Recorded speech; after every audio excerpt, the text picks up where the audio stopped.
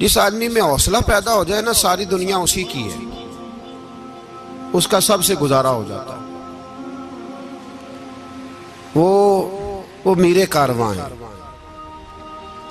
جس میں حوصلہ پیدا ہو گیا وہ لیڈر ہے، وہ سربراہ ہے، اس لیے کہ اس کا سب سے ٹائم گزرے گا۔ اور جو آدمی حوصلہ نہیں پیدا کرتا، صبر نہیں کرتا، اس کا تو ماں باپ سے وقت نہیں گزرتا، اپنے بال بچوں سے اختلاف ہو جاتا ہے، اپنے سگے بہن بھائی ان کے ساتھ۔ اس کی وجہ کیا ہے کہ حوصلہ نہیں، صبر نہیں، راضی بالرضا نہیں۔ جو آدمی سمجھ لینا اللہ میرا رب ہے اور میرے حق میں جو کرے گا بہتر ہی کرے گا، وہ آزاد ہو گیا۔ وہ آزاد جیم جان دا کچھ وسا نہیں ہوں، جان یار نو دے تے شاد ہو جا، اس سے دل دے ہیں فساد سارے، دل دلبر نو دے تے آزاد ہو جا، تے جیو رکھے آباد تے رو وسدا، تے جدوں کرے برباد برباد ہو جا۔ وزن نہیں بنتا شعر کا، لیکن میں کئی دفعہ کہا کرتا ہوں، جیو رکھے آباد تے رو وسدا، جدوں کرے برباد تے چپ کر کے برباد ہو جا۔ اس میں لقمہ نہ دے، بحث نہ کر، یہ بھی نہ کہہ دیکھو جی میں نے کتنی، نہ چپ کر کے برباد ہو، بس ختم۔ اور ایک شاعر نے بڑی زبردست بات کہی تھی، نے کمال کر دیا، شعر سمجھ میں آ گیا تب بھی ٹھیک ہے، نہ بھی آیا تو شعر پھر بھی بڑا ٹھیک ہے، شعر پھر بھی بڑا ٹھیک ہے۔ اس نے کہا تھا، تو اگر عشق میں برباد نہیں ہو سکتا تو جا، پھر تجھے کوئی سبق یاد نہیں ہو سکتا، پھر تو ناکام ہے زندگی میں، پھر تو الف بے بھی نہیں یاد ہوگا۔ تو اگر عشق میں برباد نہیں ہو سکتا تو جا، پھر تجھے کوئی سبق یاد نہیں ہو سکتا، پھر تو فارغ ہے۔ تو عزیزو یاد رکھو، صبر، حوصلہ، دانائی، یہ آپ کو بڑا کرے گی۔ میرے رسول پاک صلی اللہ تعالیٰ علیہ وسلم کو اللہ نے سمندروں سے بڑا حوصلہ عطا فرمایا تھا، سمندروں سے بڑا،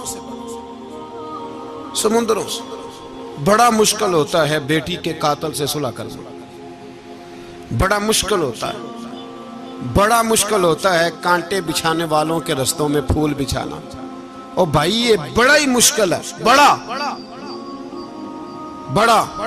جنہوں نے پتھر برسائے ہوں، مکے سے نکالا ہو، ان کے گلے میں پھولوں کے ہار ڈالنا، پر سلام اس پر کہ جس نے دشمنوں کو بھی قبائیں دیں، سلام اس پر کہ جس نے گالیاں سن کر دعائیں دی۔ تو حضور نے حلم کا مظاہرہ کیا، تدبر، صبر ایک تدبیر ہے، یہ آپ کو سیاںہ کر دے، جو اللہ نے آپ کو دیا اس پہ راضی رہے، صبر کرے، اور اپنے ارد گرد لوگوں کو دیکھ کے پریشان نہ ہو۔ نبی پاک علیہ السلام نے اپنی امت کو صبر سکھایا، اور ساتھ یہ بھی حکم فرمایا کہ مصیبتیں اور مشکلیں بڑے لوگوں پہ آتی ہیں، چھوٹوں پہ مشکلات، جو دل کے چھوٹے ہوں، ذہن کے چھوٹے ہوں، ان پر اللہ مشکل نہیں ڈالتا۔ ایک صحابی نے کہا، یا رسول اللہ صلی اللہ علیہ وسلم، سب سے زیادہ مشکلات کن پہ آتی ہیں؟ تو حضور نے فرمایا نبیوں پہ۔ کن پہ؟ یا رسول اللہ اس کے بعد؟ تو حضور نے فرمایا پھر نیک لوگوں پہ، علماء پہ، صلحاء پہ، صوفیاء پہ، اتقیاء پہ۔ ان لوگوں پہ بڑی مشکلات ہوتی، یہ کٹھن راہوں سے گزرتے ہیں۔ بھائی تیار کریں ذہنی طور پہ اپنے آپ، مشکلات کے لیے، آزمائشوں کے لیے، تکلیفوں کے لیے تیار کریں۔ جب آپ تیار رہیں گے پھر آنے والی مشکل آسانی سے گزر جائے گی، اور جب کہیں گے پتہ نہیں کیا ہوگا، حوصلہ چھوڑ جائیں گے، پھر معاملہ خراب ہوگا۔ دلیر رہیں۔ نبی پاک صلی اللہ علیہ وسلم کے مدینے آنے سے پہلے ایک شخص تھا، عبداللہ بن ابی سلول اس کا نام تھا، تو مدینے والے لوگ اس کو اپنا پیشوا مانتے تھے، اوس بھی خزرج بھی، اس کی تاج پوشی بھی کی، بڑی اس کی منتا تھی۔ جب حضور آ گئے تو اس کا کاروبار بند ہو گیا۔ اب لوگ یہ نہیں سمجھتے کہ میں غلط ہوں، لوگ کسی کے مفادات کو ٹھیس پہنچتی ہے تو مخالفت کرنے لگ جاتا ہے۔ اب اس کے حالات جب خراب ہوئے تو اس نے پتہ کیا کیا، جھوٹ موٹ کا کلمہ پڑھ لیا۔ سمجھ آ رہی ہے باتوں؟ جھوٹ موٹ کا، اور منافقوں کا ایک ٹولہ اس نے تیار کر لیا، جس کا قرآن مجید نے سورہ منافقون میں ذکر کیا۔ ایک جنگ کا موقع تھا، نبی پاک صلی اللہ علیہ وسلم تشریف لے گئے تو عبداللہ بن ابی سلول بھی چلا گیا۔ حضرت عمر فاروق رضی اللہ تعالیٰ عنہ کے ایک غلام تھے، وہ پانی لینے کنویں پہ گئے،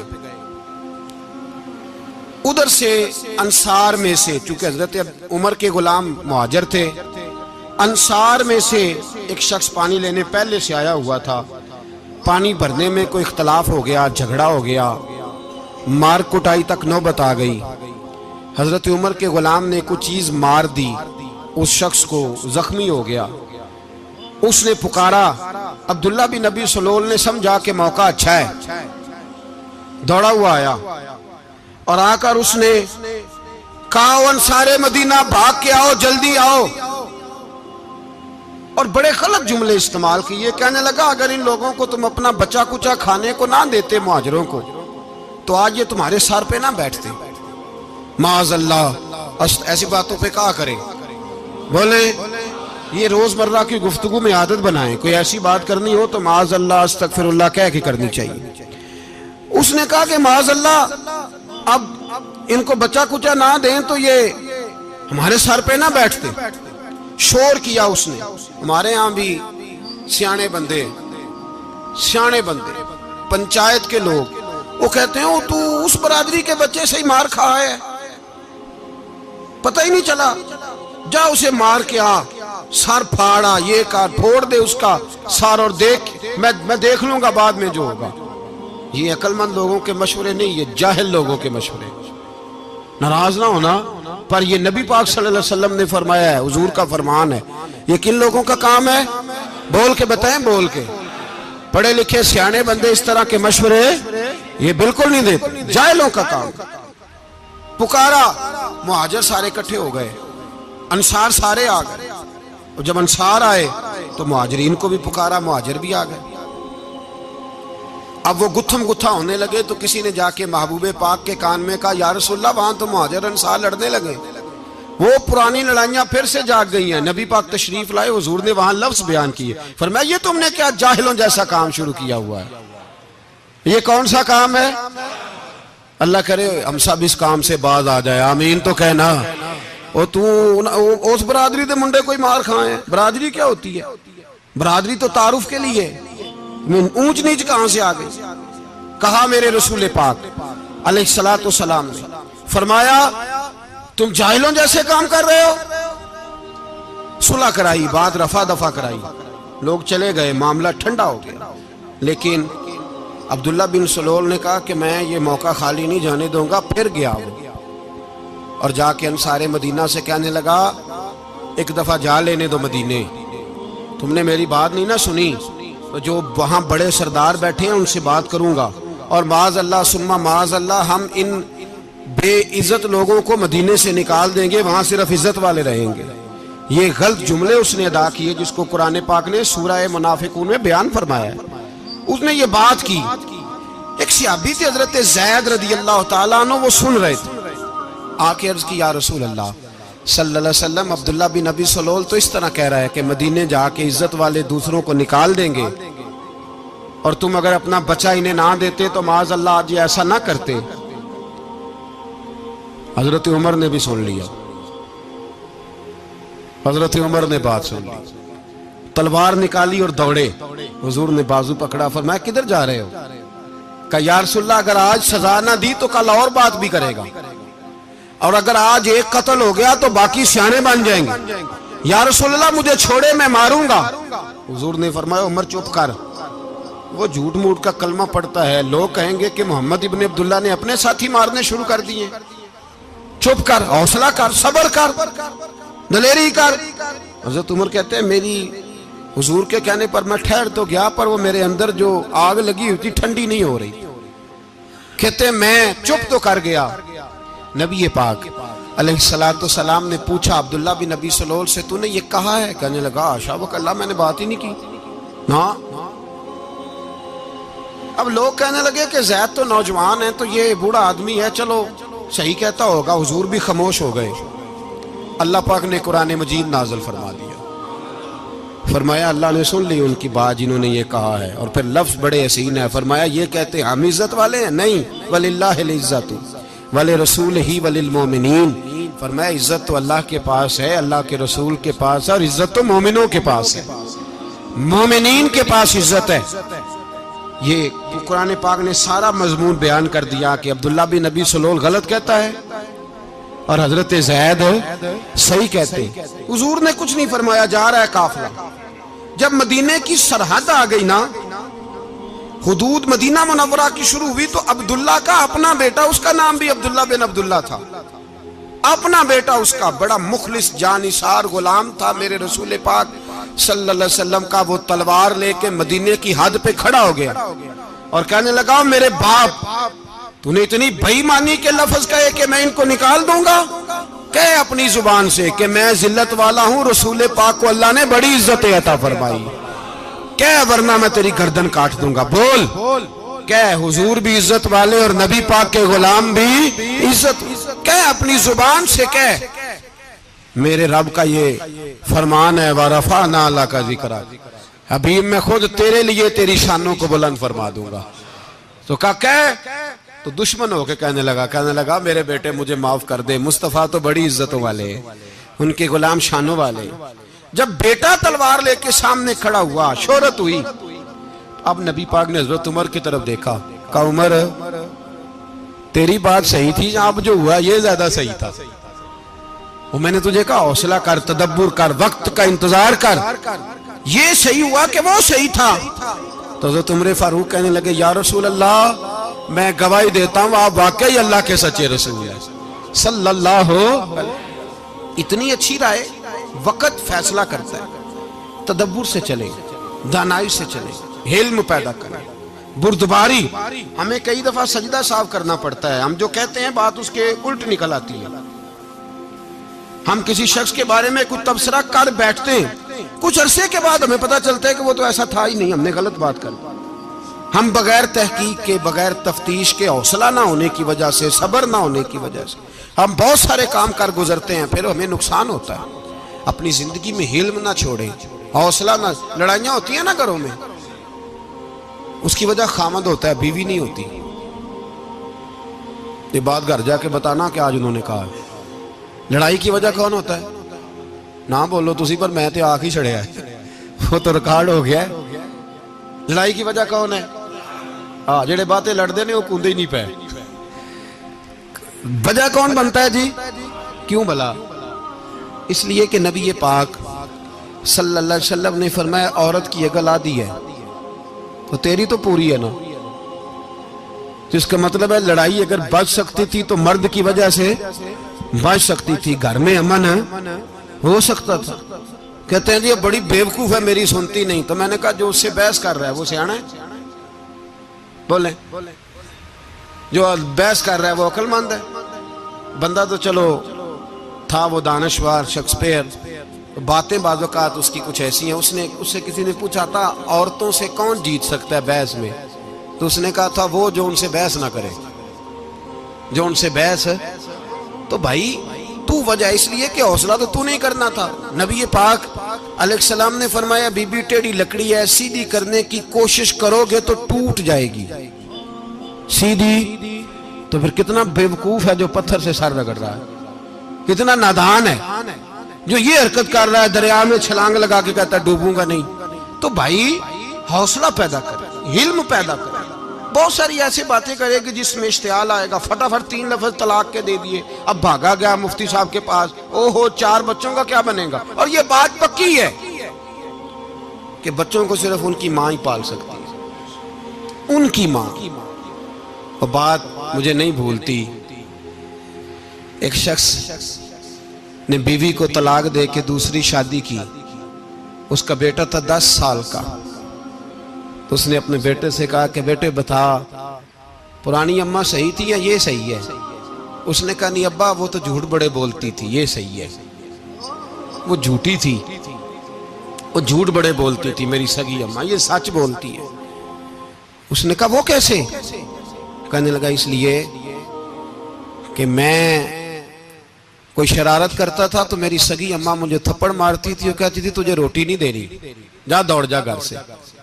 تو میں دوڑ جاتا تھا تو جھوٹ بولتی تھی نہیں دینی، پھر آدھے گھنٹے کے بعد مجھے ڈھونڈنے لگ جاتی تھی، ڈھونڈ کے لاتی تھی، پھر میری منت کرتی تھی، پھر مجھے کہتی تھی نہ مجھے ستایا کر، پھر میرا ماتھا چومتی تھی، پھر میری مرضی کا کھانا بنا کے دیتی تھی، پھر میرے منہ میں لقمے ڈالتی تھی۔ جھوٹی تھی، پہلے کہتی ہے نہیں دینی، پھر پیچھے بھاگتی ہے۔ یہ سچی ہے، میں شرارت کرتا ہوں تو تھپڑ مار کے نکالتی ہے، پھر میں منتیں کرتا ہوں پر روٹی نہیں دیتی، پیر پکڑتا ہوں نہیں دیتی، سچ بولتی ہے، اپنی بات پہ ڈٹ جاتی ہے۔ او بھائی، بچے اس کی ماں ہی پال سکتی ہے، تو نے 3 جملے کہتے سوچا ہی نہیں، تیرا کا گیا تو یہ تو نئی بیوی ملے گی، اور اس کا بھی کیا گیا، اس کو بھی شاید شوہر مل جائے۔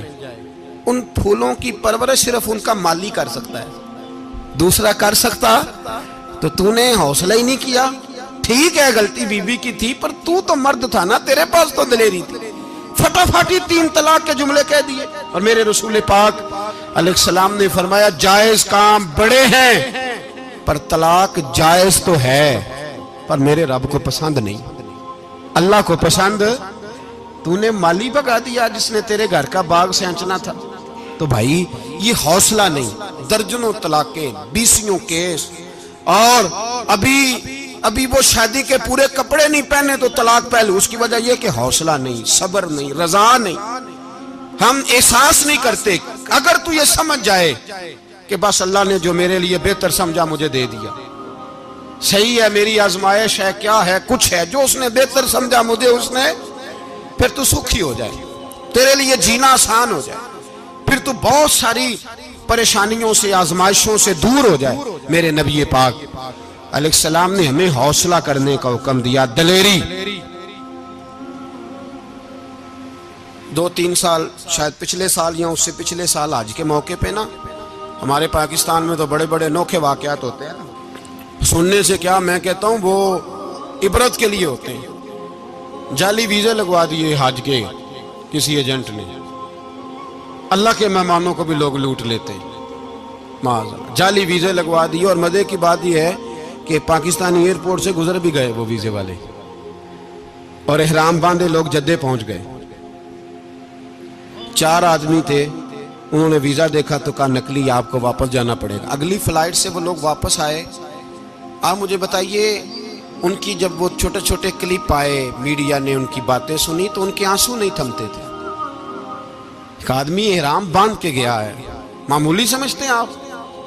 میرے جیسا غریب آدمی کبھی اس نے ارادہ کیا ہو مدینے جانے کا، لیٹ ہو جائے تو کلیجہ پھٹنے کو آتا ہے، کچھ مجبوریاں پیروں میں آ جائے، نہ جا سکے تو پتہ نہیں کتنی توبہ کرنے کو دل کرتا ہے کہ کہیں غلطی تو نہیں ہو گئی، کوئی ایسی بات تو نہیں نکل گئی۔ یقین کریں طبیعت پریشان ہو جاتی، یار کوئی ایسا کام تو نہیں ہوگا جس کی وجہ سے یہ بات ہوئی۔ 4 آدمی لوٹ آئے، حالات خراب ہو گئے، لوگ رو رو کے قصے سناتے تھے، لیکن میرے رسول پاک علیہ السلام کا حوصلہ دیکھو۔ حضور کعبے کا بھی کعبہ، حضور مالک، حرم کے مالک مطلق، جن کے صدقے اللہ نے کعبہ کو بیت اللہ بنایا۔ حاجیو آؤ شہنشاہ کا روضہ دیکھو، کعبہ تو دیکھ چکے، اب کعبے کا بھی کعبہ دیکھو۔ حضور 1400 صحابہ کو لے کے گئے عمرہ کرنے، مقام حدیبیہ پر پہنچے تو کافروں نے روک لیا، ہم عمرہ نہیں کرتے، تو اور میں خادم اور جو وارث و مالک ہیں 1400 صحابہ، ہم نہیں عمرہ کرنے دیتے، واپس جائیے۔ صلح لکھی جا رہی ہے، صلح کی شرطیں کیا ہیں؟ مکے سے کوئی آدمی غلطی سے بھی مدینے چلا گیا، مکے کا آدمی، تو مسلمان اگر ان کے ظلم سے تنگ آ کے، مکی مسلمان کافروں کے ظلم سے تنگ آ کے مدینے چلا گیا تو مدینے والے واپس کریں گے، اور اگر مدینے سے کوئی شخص غلطی سے بھی مکے چلا گیا تو مکے والے واپس نہیں کریں گے۔ اتنی سخت شرائط، حضرت عمر غصے سے کانپنے لگے، صحابہ پریشان ہیں، پر میرے رسول پاک نے صبر دکھایا، حوصلہ، تدبر، یہ تدبیر ہے، صبر ایک بہترین تدبیر ہے، اگر کوئی اپنائے تو بہترین طریقہ ہے۔ حضور نے فرمایا ہمیں منظور ہے، صلح کرو، اور اتنا سخت حکم ہے، کہنے لگے 1400 احرام والے واپس جائیں، بعد میں آنا، اس وقت نہیں عمرہ کرنے دیں گے۔ میرے نبی پاک علیہ السلام، مجھے بتاؤ، مجھے اور آپ کو دکھ ہوتا ہے، تیاری ہو تو پروگرام رہ جائے، تو اگر احرام باندھا ہو اور اللہ کے رسول نے بندھوایا ہو تو حضور واپس لوٹنے لگے تو کتنی تکلیف کی بات ہے۔ حضور نے فرمایا چلو آئندہ آئیں گے، معاہدہ لکھا جا رہا ہے، حضرت علی معاہدہ لکھ رہے ہیں، لکھو محمد الرسول اللہ صلی اللہ علیہ محمد الرسول اللہ صلی اللہ علیہ وسلم اور قریش مکہ کے بیچ معاہدہ. یہ تحریر لکھی جا رہی تھی تو ابو سفیان بول پڑا، کہنے لگا جی ہم محمد الرسول اللہ نہیں لکھنے دیں گے معاذ اللہ، یہی تو ہمارا جھگڑا ہے. اگر آپ کو رسول اللہ مان لیا تو پیچھے رہ کیا گیا، محمد ابن عبداللہ لکھیں. حضور نے حضرت علی سے فرمایا رسول اللہ کاٹ کے محمد ابن عبداللہ لکھو. حضرت علی لکھ رہے تھے، محمد رسول اللہ لکھا تھا، فرمایا رسول اللہ کاٹ کے محمد ابن عبداللہ لکھو. تو حضرت علی کہنے لگے حضور مجھے یہ لفظ کاٹنا نہیں آتا، حضور مجھے یہ لفظ کاٹنا. کسی صحابی نے اعتراض نہیں کیا کہ لکھنا آتا تھا، کہا مجھے کاٹنا. حضور نے دوبارہ کہا علی کاٹ دو. کہا یا رسول اللہ مجھے یہ لفظ کاٹنا نہیں آتا. میرے حبیب نے تیسری دفعہ کہا علی کاٹو. تو شیر خدا نے قلم چھوڑا، ہاتھ باندھے اور کھڑے ہو کہنے لگے محبوبہ مجھے تیرے قصیدے لکھنے آتے ہیں، کاٹنے کوئی نہیں آتے. میں مجبور ہوں، مجھ سے نہیں ہوتا. کوشش کرتا ہوں، نہ قلم اٹھتا ہے نہ ہاتھ چلتا ہے. میرے حبیب پاک نے قلم پکڑا اور لفظ رسول اللہ خود کاٹ کے محمد ابن عبداللہ کرایا. بھائی وقت گزر گیا، صلح ہو گئی. یہ تدبر، یہ حوصلہ، یہ تدبیر میرے نبی نے فرمائی. اب تو 1400 کو مکے نے نہ داخل ہونے دیا، لیکن 1 سال ہی گزرا، تھوڑا ہی وقت گزرا، میرے رسول پاک 10,000 کو لے کے مکے میں داخل ہو گئے. 10,000. اس نے فائدہ دیا. حکمت کیا تھی، تدبر کیا تھا؟ قریش روز لڑائی کرنے آ جاتے تھے، تبلیغ ہی نہیں کرنے دیتے تھے. ان سے صلح ہو گئی تو نبی پاک نے کیسر کو خط لکھا، کیسر روم کو، ہرکل کو. دور دراز تبلیغ پھیل گئی، مسلمان 100,000 سے زیادہ ہو گئے. ان کی طرف سے اب وہ لڑائی بند ہو گئی. میرے حبیب پاک علیہ السلام کے حوصلے نے کمال دکھایا، اس تدبیر نے فائدہ دیا امت مسلمہ کو. 10,000 کا لشکر لے کے حضور کعبے میں داخل ہوئے. کل جو ابو سفیان کہتے تھے نا محمد رسول اللہ لکھنے نہیں دوں گا، آج وہ خود کہہ رہے تھے اشہد ان لا الہ الا اللہ واشہد ان محمد رسول اللہ صلی اللہ علیہ.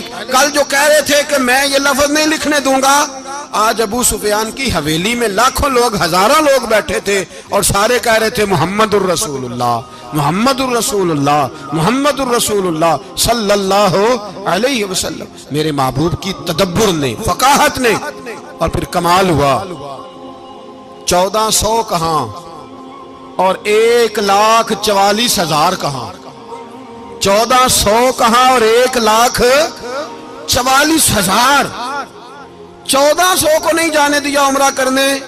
میرے رسول پاک 1,44,000 کو لے کے حج کرنے چلے گئے. حضور نے حج کیا، ہر طرف لبیک لبیک کی صدائیں بلند ہوئی. یہ میرے نبی پاک کا تدبر ہے، حوصلہ ہے. اگر وقتی طور پہ حوصلہ کر جاؤ گے، دلیری کر جاؤ گے، آنے والا وقت آسان ہو جائے. حوصلہ نہیں، صبر نہیں، سکون نہیں. 2-4 باتیں، یہاں تک کہ لوگ ابا جی کی بات برداشت نہیں کرتے، ایسے جملے کہہ دیتے ہیں جو دوبارہ پلٹ کے نہیں آتے. ماں کو لفظ نہیں بولتے، باپ کی روح تک چھلنی کر دیتے ہیں وہ جملے. لیکن لوگ اس وقت حوصلہ کرنے، اور ہم پنجابی لوگوں نے تو گنجائش ہی بڑی دے دی ہے. کہتے ہیں بچہ ہے جے ایک ہی ہے، ایک بھی حوصلہ کرے کی ہے ماشاءاللہ. تو اگر جوان ہو گیا تو کہتے ہیں گرم خون ہے، مکہ کم. اگر بوڑھا ہو گیا تو کہتے ہیں بوڑھوں میں حوصلہ نہیں ہوتا، نہ بچے میں نہ تو کس میں حوصلہ ہوگا؟ بولے کسی میں بھی نہیں. چھٹی سب کو فتویٰ مل گیا نا، یہ بچہ ہے جی، ابھی یہ تو بچہ ہے، آپ تو سیانے پہ آنے ہیں، یہ بچہ ہے. کمال ہو گئی ہے بھائی. کیا مطلب ہے بچہ ہے؟ بچے کو سارا پتہ ہے، ہر چیز اسے آتی ہے، حوصلہ کرنا ہی نہیں آتا.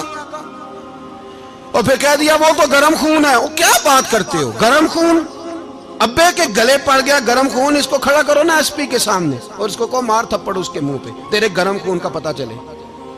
غریب کے یہ گلے پڑ گیا، اس کو کھڑا کرو ایس او کے سامنے، پھر پتہ چلے گا خون کتنا گرم ہے. وہاں بالکل چپ ہے، بالکل خاموش ہے. اور گرم خون اس کا صرف اماں کے لیے. جلال صرف رہ گیا اگر غریب گھر کی بیٹی بیاہ کے لایا تو صرف اس کے لیے. کوئی ایسی بات نہیں. ہم بڑے سیانے، ہمارا غصہ بڑا سمجھدار ہے، ہمارا وہ گرم خون بڑا سیانہ ہے. وہ جہاں دیکھتا ہے کہ معاملہ ہلکا ہے تو وہاں وہ گرم خون جلال میں، اور جہاں دیکھتا ہے کہ سامنے والا تگڑا ہے تو وہاں وہ گرم خون فوراً ٹھنڈا ہو جاتا ہے۔ حوصلہ پیدا کرے، زندگی حوصلے مند لوگ جیتے ہیں، جو حوصلے مند نہیں ہوتے وہ تو زندگی کا ایک سال لطف سے نہیں جی پاتے۔ حوصلہ کریں، مسکرائیں۔ میرے نبی پاک صلی اللہ تعالی علیہ وسلم نے نا عثمان بن طلحہ کعبے کی چابی ان کے پاس ہوتی تھی، تو حضور نے ایک دن فرمایا عثمان، اچھا یہ نہیں تھا کہ عثمان خاص لوگوں کو چابی کعبہ کھول کے دکھاتے تھے، بلکہ ان کو قریش کی جانب سے یہ حکم تھا کہ جو بھی تجھے کہے تو نے کعبے کا دروازہ کھول دینا۔ نبی پاک علیہ السلام نے نا ہجرت سے 2-4 دن پہلے کہا کہ عثمان ذرا چابی دو، میں نے کعبہ اندر سے دیکھنا ہے۔ بڑے ٹھنڈے دل سے ذرا سننا، ادھر دیکھو میری طرف، ادھر دیکھیے گا ذرا میرے بھائی۔ میں نے ایک بندے سے کہا یار پانی کی بوتل دینا دکاندار سے، ایک ہے اس نے کہہ دیا نہیں میرے پاس۔ اس بات کا کوئی غصہ بولیے، اور اگر وہ کہے سارے زمانے کو ملے گی آپ کو نہیں دینی، پھر بولیں میرا خیال ہے چپ کر کے ہنس کے آ جائیں گے، سوال ہی نہیں پیدا ہوتا۔ ہم کہیں گے مجھے نہیں نہ دینی، تو نے تو دکان اٹھا یہاں سے بند کاری سے، کیا مطلب ہے سب کو دینی ہے تجھے نہیں دینی، کیا معنی ہے اس کا؟ لے کے جاؤں گا، جھگڑا ہوگا، بحث کریں گے۔ عثمان بن طلحہ سے حضور نے فرمایا دروازہ کھولو، کعبہ دیکھنا ہے۔ عثمان کہنے لگا میں ساری دنیا کو دکھاؤں گا، آپ کو نہیں دکھاؤں گا۔ کتنی سخت بات ہے، پر قربان جائیں رسول اللہ کے حوصلے پہ صلی اللہ علیہ۔ عثمان کہتے ہیں میں نے یہ بات کی تو نبی پاک مسکرانے لگے، اور میں اچھا نہیں دینی، تو حضور نے نا مسکرا کے اور میری کمر پہ تھپکی دی، فرمایا اچھا یاد رکھنا یہ چابی میں تجھ سے لے لوں گا، اور جس کو میرا دل کرے گا میں اس کو دوں گا۔ عثمان کہتے ہیں روز رات کو نبی پاک کے یہ جملے میرے کانوں میں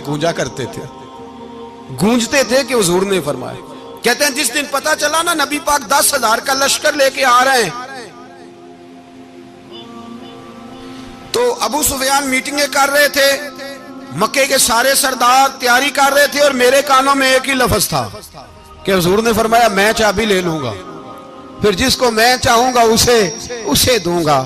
عثمان کہتے ہیں حد ہو گئی، وقت گزر گیا، حضور آ گئے، طواف فرمایا، اور طواف کے بعد میرے نبی پاک علیہ السلام نے فرمایا بلاؤ نا ذرا عثمان کو۔ عثمان کہتے ہیں میں چابی لے کے آیا تو دوسرا جملہ کوئی نہیں۔ ساڑھے نا کوئی بندہ مشورہ دے وے دی نہ منیے، تے جے کام مونجو ہو جائے نا، جن جو نے مشورہ دیتا سی تے وہ نال ہی غوث پاک بن جاندا ہے۔ تینوں آکھیا سی نا، فوراً ہی داتا علی اجمیری ہو جاندا ہے۔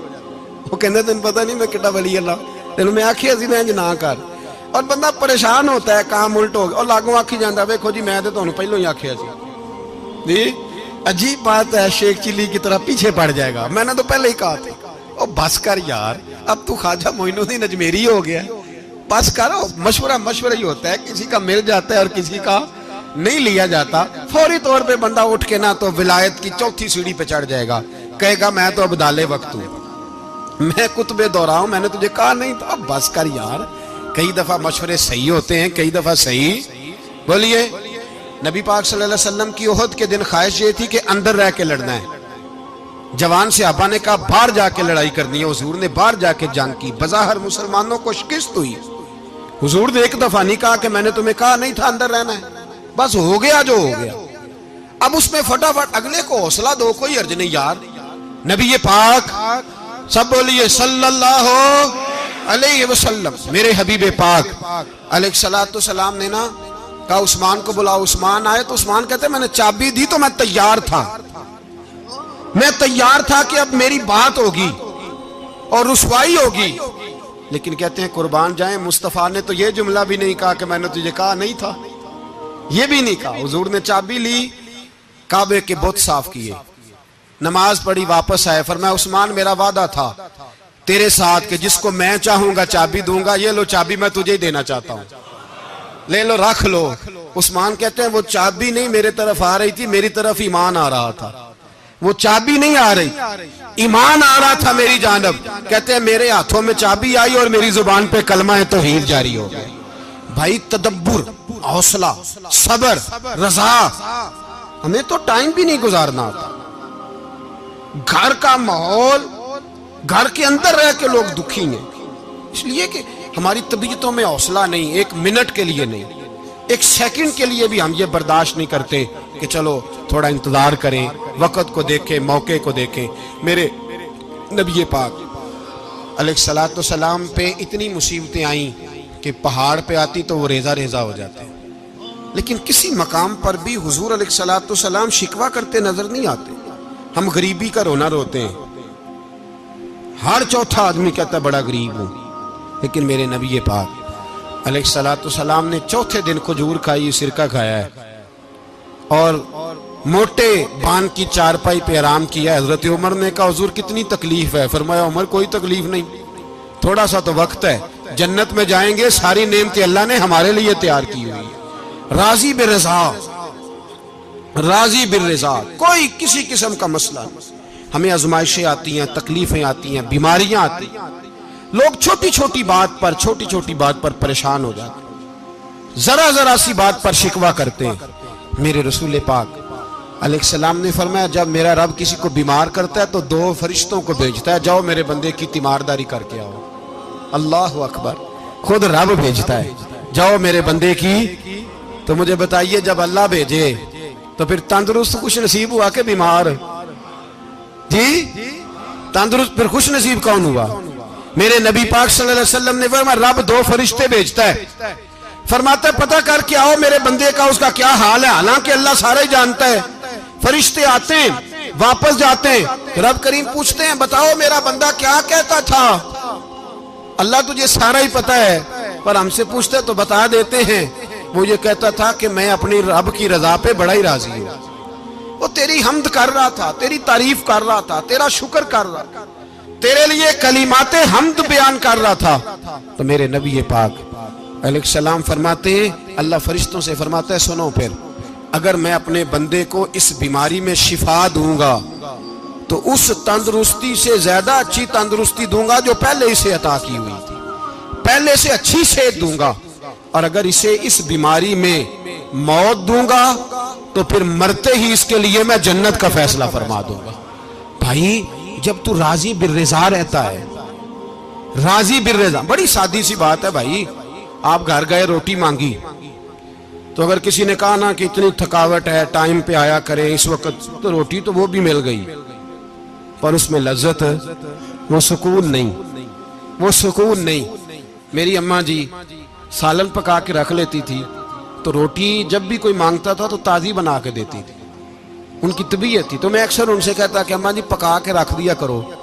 تو کہتے تمہیں خوشی نہیں ہوتی جب تمہاری اماں تازی پکا کے دیتی ہے؟ خوشی ہوتی ہے، طبیعت میں خوشی ہوتی ہے. ان کا مزاج تھا، ذوق تھا، تو ہم سمجھتے تھے یار یہ بڑی سعادت کی بات.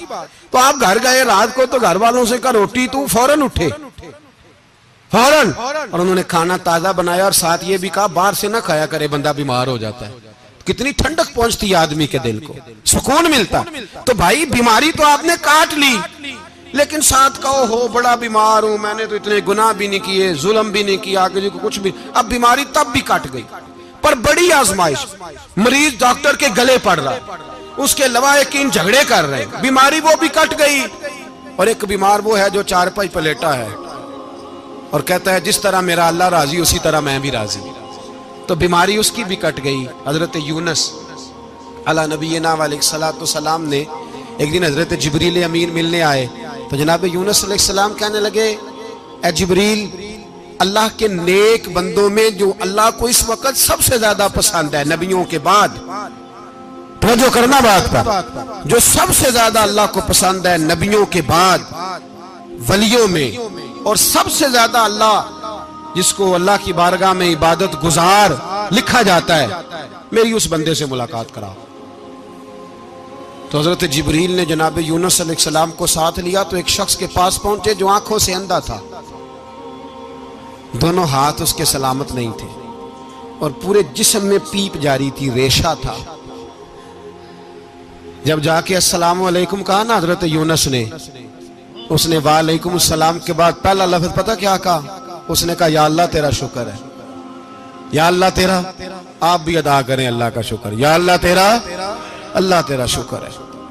تو حضرت یونس علیہ السلام کہنے لگے تو شروع سے اس طرح کا ہے، نابینا بھی اور ہاتھوں سے معذور بھی اور سارا جسم شروع سے۔ تو بڑے ہی خوبصورت لفظ اس بیمار نے کہے، کہنے لگے نہیں حضور میں بالکل ٹھیک ٹھاک تھا، جب تک میرے رب نے چاہا کہ یہ دنیا کو دیکھے تو تب تک اس نے مجھے آنکھیں دیں، اور جب اس نے چاہا کہ اب اس کا دیکھنا بہتر نہیں تو اس نے واپس لے لی۔ تو یا اللہ تیرا شکر ہے، اللہ تیرا شکر ہے۔ پھر کہا جب تک اس نے چاہا کہ میرے ہاتھ رہے تب تک رہے، جب اس نے چاہا کہ میرے لیے بہتر نہیں تو اس نے لے لیے، تو یا اللہ تیرا شکر ہے۔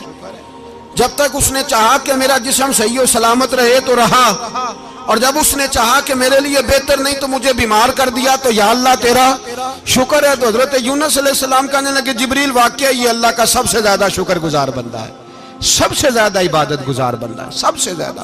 میرے نبی پاک علیہ السلام نے فرمایا میرا مومن ہر حال میں ہی نفع میں ہے، نعمت ملے تو شکر کر کے نفع، مصیبت آئے تو صبر کر کے نفع، اپنی زندگی میں تحمل، بردباری، علم پیدا کرے، حوصلہ پیدا کرے۔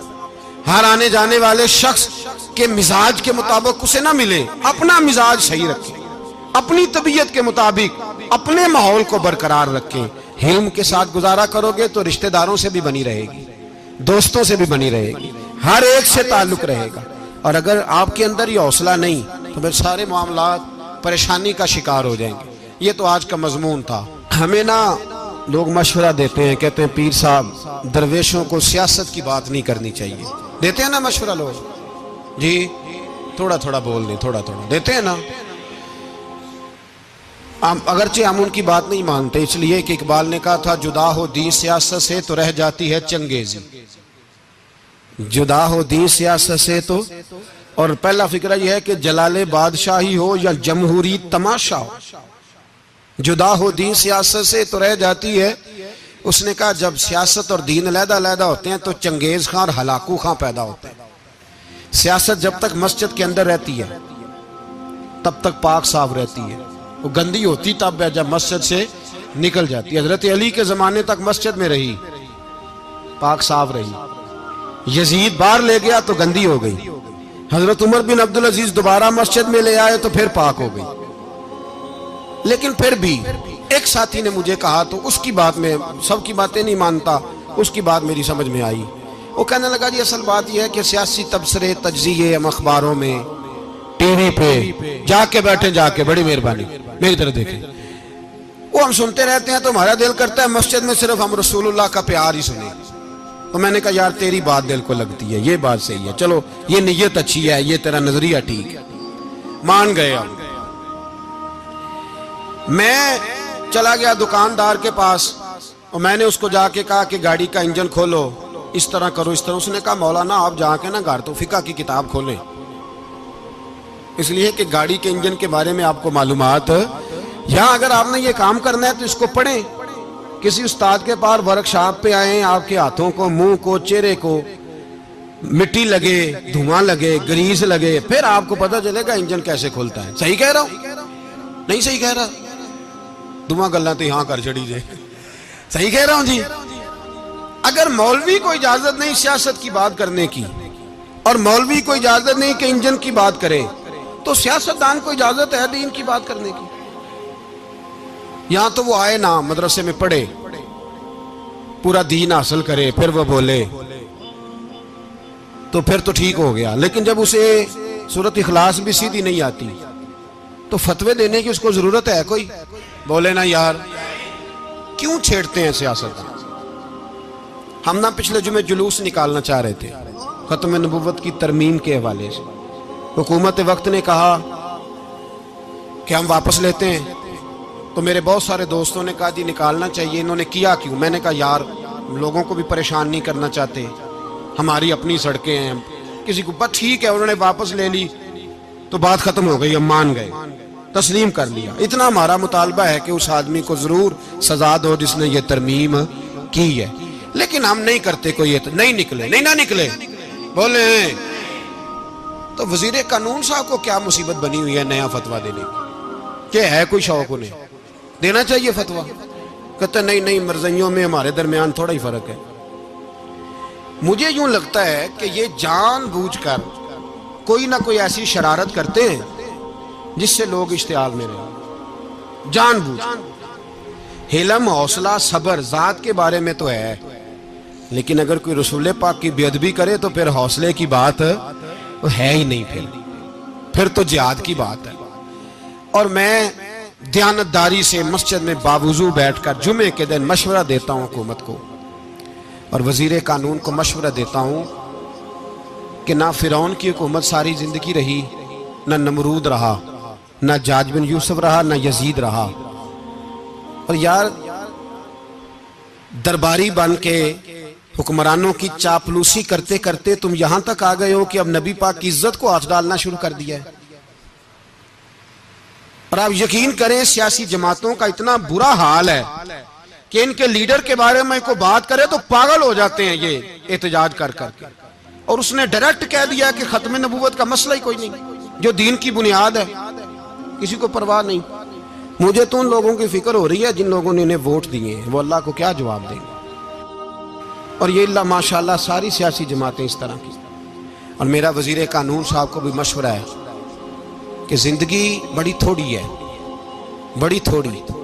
اللہ سب کو معاف کرتا ہے، اپنے رسول کے غداروں کو معاف نہیں کرتا. اور یہاں تمہاری گاڑیوں پہ جھنڈے لگے ہوئے ہیں، وہاں بھی تمہارے جھنڈے لگیں گے، پر اس لیے لگیں گے کہ یہ غدار ہے ناموس رسالت. یہ جھنڈے لگیں گے. شرم کرو اور ڈر جاؤ، بس کر دو. تمہارے منہ میں اب دانت پورے نہیں رہے. کوئی شوگر کا مریض ہے تو کوئی بلڈ پریشر کا، تو کوئی ہارٹ کا، تو کوئی کینسر کا. شرم کرو اور اپنی قبر کی بھی تھوڑی سی فکر کرو. بتاؤ پاکستان کے کتنے صدر گزرے، وزیر اعظم گزرے، تو ان کی قبریں کہاں ہیں؟ کوئی جاتا ہے ان کی قبروں پہ؟ کسی کو خبر ہے؟ کیوں اپنے لیے جہنم کٹھی کرتے؟ سارا کچھ دنیا داری رہ گئی ہے، سارا کچھ صرف یہی رہ گیا. حضرت ابو بکر سردار تھے، حضرت عمر سردار تھے قبیلے، حضرت عثمان سردار تھے. انہوں نے سرداریوں کو ٹھوکر مار کے رسول اللہ کے قدموں میں بیٹھنا پسند کی. سرداریاں چھوڑ کے غلام بن گئے.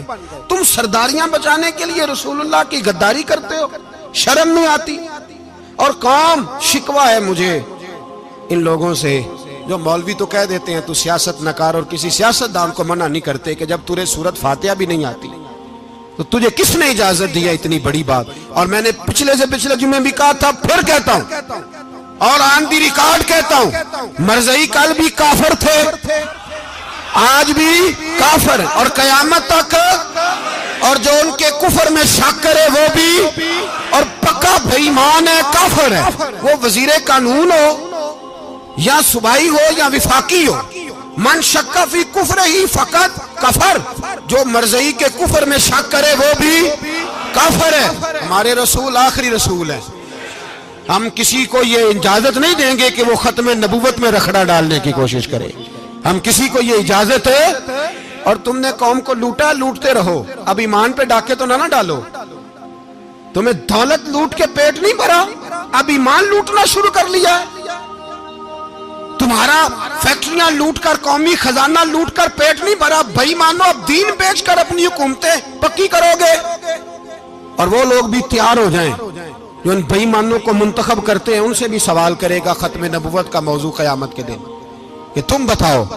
ان کو سپورٹ کرتے تھے جو رسول اللہ صلی اللہ علیہ وسلم کے بعد بھی کسی نبی کو نبی ماننا درست جانتے تھے. شرم آنی چاہیے، خیال ہونا چاہیے. اور میں نے کہا کہ ہمارا دل نہیں چاہتا، آپ یقین کریں. ہمیں شوق ہے جلوس نکالنے کا، تمہارے خلاف باتیں کرنے کا. تم نے روز تھرمامیٹر نکالا ہوتا ہے، چیک کرتے ہو کہ ایمان کتنا ہے کتنا نہیں ہے. یہ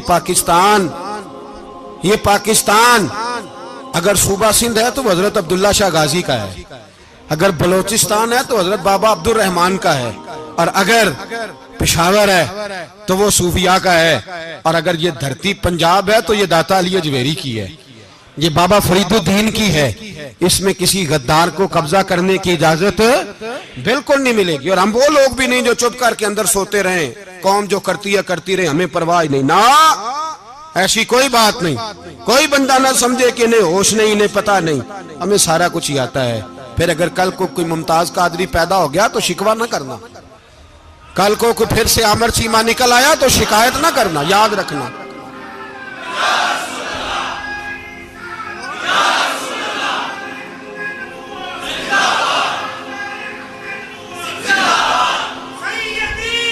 تو میرے بھائی کھول کے بولے یا نبی رسول کے صلی اللہ علیہ وسلم۔ تو یہ مشورہ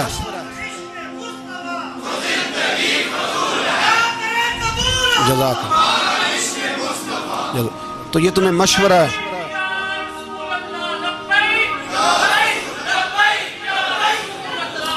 میری بات سنیں، یاد رکھیں، یہ لوگ بعد میں پچھتاتے ہیں، پھر مناظرے کراتے پھرتے ہیں، اس نے صحیح کیا کہ غلط کیا، پھر انہیں ہوش آتی ہے بعد میں، پھر ان کے ہواری نکل کے میدانوں میں دلیلیں دیتے ہیں۔ اس لیے ہمارا مشورہ ہے انہیں کہ یہ اپنی حد میں رہیں، اور جو کام تمہارے ذمہ، میں نے کہا نا تم نے بڑا لوٹا، یہ قوم روز تمہیں موقع دیتی ہے لوٹنے کا، یہ موقع دیتی ہے، تو تم نے دولت لوٹ کے پیٹ نہیں بھرے، اب ایمان لوٹنے کے چکر میں آ گئے ہو۔ یاد رکھو، مسلمان گناہگار ہیں، غدار نہیں ہیں۔ تمہیں دولت لوٹنے کا تو شاید موقع مل گیا ہے، پر ایمان لوٹنے کا موقع نہیں ملے گا، تو اس لیے اس کو لگام دو۔ اور ویسے بھی کتا جو پالتو ہوتا ہے نا، اس کو گھر کے اندر سنگلی سے باندھ کے رکھنا چاہیے۔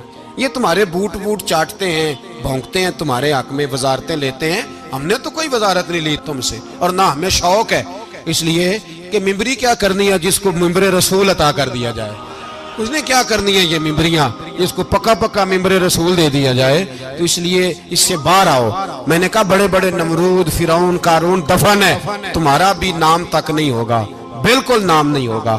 اس لیے ہمارا مشورہ، اور آپ لوگ بھی آئیں نا یہ اگلے سال، تو ان کو کھڑا کر کے پوچھ لینا، اسلامی جمہوریہ پاکستان کا تم نے MPM میں نے بننا ہے، پہلا کلمہ ہی صحیح سنا دو، چلو خدا کا واسطہ یہی بتا دو کہ تمہیں نماز بھی ڈھب سے آتی ہے کہ نہیں، اور آپ کی موج ہے، آپ بٹھا لیتے ہیں سر پہ، کیا کریں، سمجھانے والے مفت گناہگار ہو گئے اور بہکانے والے سب تمہارے یار ہو گئے۔ اس لیے یہ چھیڑتے ہیں جان بوجھ کے، اور پھر جب کوئی ممتاز قادری علیہ رحمہ پیدا ہوتے ہیں، پھر انہیں دشواری ہوتی ہے، پھر ان کا جینا مشکل ہو جاتا ہے۔ یہ موقع دیتے ہیں، پتہ نہیں کس کے ایجنڈے پہ عمل کر رہے ہیں۔ میرا سوال یہ ہے، میں نے پچھلے جمعے پھر میرا سوال ہے کہ میں پوچھتا ہوں، اس آدمی کو ضرورت کیا ہے ختم نبوت پر بات کرنے، جب امت مسلمہ کے متفقہ فیصلہ ہے کہ مرزائی کافر، اسمبلی نے بل پاس کر دیا کہ مرزائی، ان کو اقلیت قرار دے دیا، اور جب سے وہ اقلیت بنے، نہ ہم نے ان کی عبادت گاہ جلائی، نہ ہم نے ان کو قبروں سے نکالا، نہ ہم نے، بس ٹھیک ہے جیسے عیسائی رہتے ہیں، یہودی سے کس ملک میں رہتے ہیں وہ بھی رہیں، اقلیت بن کریں، کوئی اعتراض، پر تم انہیں کھینچ کے کیوں قریب کرتے ہو؟ تمہارا کیا جرانہ ہے ان کے ساتھ؟ بتاؤ تو صحیح۔ ان لوگوں سے ان کو چاہیے اپنے منہ میں لگام ڈالیں، اور اگر نہیں ڈالیں گے پھر انشاءاللہ ڈالی جائے گی، اور بڑی تگڑی ڈلے گی، اور پھر ایسی ڈلے گی۔ سلمان تاثیر جب مرا تھا نا، تو 5-5 لاکھ روپیہ مولویوں کو آفر کی جنازہ پڑھاؤ، 5-5 لاکھ روپیہ چھوٹے چھوٹے مولویوں کو۔ اور داتا صاحب کی مسجد کے خطیب بھی صوبائی جو تھے، وہ خطیب تھے، ملازم تھے، انہوں نے کہا کہ ایمان نہیں بیچنا، نکالنا نوکری سے تو نکال دو۔ اور بادشاہی مسجد کا مولوی جس کا پتہ ہی نہیں چلتا، کبھی کدھر چلا جاتا ہے کبھی کدھر، یہاں تو وہ بھی کھڑا ہو گیا، اس نے کہا نا ایمان نہیں بیچنا۔ گورنر ہاؤس کی مسجد کا امام کہنے لگا کہ بخشا جانا نہ جانا یہ تو رحمت الہی کا معاملہ ہے، پر اتنا گندا جنازہ نہیں پڑھنا، اتنا گندا جنازہ نہیں ہم پڑھیں گے، مرنے کے بعد تمہارے جنازے نہیں پڑھے جاتے، تمہاری قبریں خراب ہوتی ہیں، کدھر ہیں تمہاری دولتیں؟ اور وہ مولوی آج تک پتہ ہی نہیں کدھر گیا جس نے اس غلیظ کا گندا جنازہ پڑھایا۔ تو بھائی اپنی قبر حشر کو، جب جہاں تمہارے جنازے نہیں پڑھے جا رہے تو وہاں تمہارا کیا حال ہوگا؟ اس لیے ان لوگوں کو چاہیے کہ اپنی زندگی اس طرح گزاریں کہ کچھ نہ کچھ منہ لے کے سرور کائنات کے پاس چلے جائیں، ورنہ ایسا نہ ہو کہ یہاں بھی پھٹکار اور وہاں بھی پھٹکار۔ اس لیے ہمارا مطالبہ ہے حکومت سے کہ شرم کرو، اور ایسے بھائیمانوں کو، کالے ناگ جو تم نے بھرتی کی ہوئے، ان کو نکالو، اور اگر تعریفیں کروانی ہو، تلوے چٹوانے ہو، تو اندر کمروں میں ان سے چٹوا لیا کرو، ان سے کہو کہ یہاں ہماری نوکری کرو، باہر نکل کے رسول اللہ صلی اللہ علیہ وسلم کے دین کے بارے میں گفتگو نہ کرو، اس لیے کہ اللہ تبارک و تعالیٰ نے اس دین کے اندر بڑا حسن اور بڑا جذبہ رکھا ہوا ہے، بڑا وقار ہے۔ ہمارا مطالبہ ہے حکومت سے کہ ختم نبوت کے مسئلے پر کوئی سیاستدان گفتگو نہ کرے۔ آپ تائید کرتے ہیں اس بات کی؟ اس پر کوئی سیاستدان کوئی گفتگو. ہمارے پاس بڑے تماشے ہیں سیاست کرنے کو، باقی تماشوں پہ سیاست کرو. یہ رسول اللہ کی ناموس کا معاملہ ہے، یہ چھیڑنے کی تمہیں اجازت ہے؟ مجھے سمجھ نہیں آتی یار، جب بات ختم ہو گئی، اسمبلی نے بل واپس لے لیا، تو صوبائی وزیر قانون کو آخر تکلیف کیا ہے؟ آپ کے پاس جواب ہے کوئی اس بات کا؟ بات ختم ہو گئی، ہم نے جلوس نہیں نکالا، چھوڑ دیا، خاموش ہو گئے. علماء نے میٹنگیں بلائی تھی، کینسل کر دی، ٹھیک ہے جی بات. اب دوبارہ سے کیوں چھیڑتے ہو؟ پھر کہتے ہیں احتجاج ہوتا ہے، شور ہوتا ہے. تم خود ایسی حرکتیں کرتے ہو جس سے افراتفری پیدا ہوتی ہے. یہ ملک رسول اللہ کے نام پہ بنا ہے، اور قیامت تک یہاں وہی ہوگا جو میرے رسول پاک صلی اللہ علیہ وسلم کی رضا ہوگی. اور نبی پاک کے قانون کے خلاف کوئی قانون یہاں چل سکتا؟ اللہ ہمیں سمجھنے کی توفیق عطا